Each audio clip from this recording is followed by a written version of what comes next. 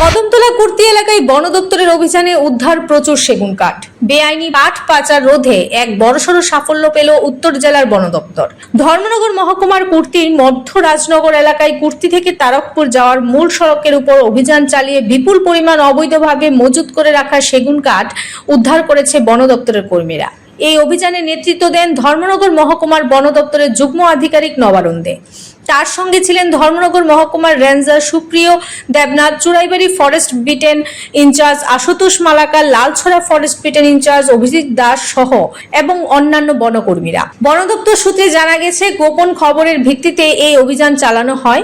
বিভিন্ন এলাকা থেকে অবৈধভাবে সংগ্রহ করে একটা নির্জন স্থানে লুকিয়ে রাখা হয়েছিল সেগুন কাঠগুলি। অভিযানে প্রায় 70 ফুট দৈর্ঘ্যের বিভিন্ন সাইজের সেগুন কাঠ উদ্ধার করা হয়। উদ্ধার হওয়া কাঠের আনুমানিক বাজার মূল্য প্রায় 1 লক্ষ টাকা বলে জানান যুগ্ম আধিকারিক নবারুণ দে। তিনি আরো বলেন, প্রাথমিক অনুমান কাঠগুলো সংরক্ষিত বনাঞ্চল থেকে চুরি করে মজুত করা হয়েছিল এবং পরবর্তী সময়ে আসামে পাচার করার পরিকল্পনা ছিল কাঠ পাচারকারীদের। তবে এখনো পর্যন্ত এই চক্রের সঙ্গে জড়িত কাউকে গ্রেফতার করা সম্ভব হয়নি, যদিও বন আইনে একটি মামলা দায়ের করে তদন্ত শুরু করেছে বন দপ্তর।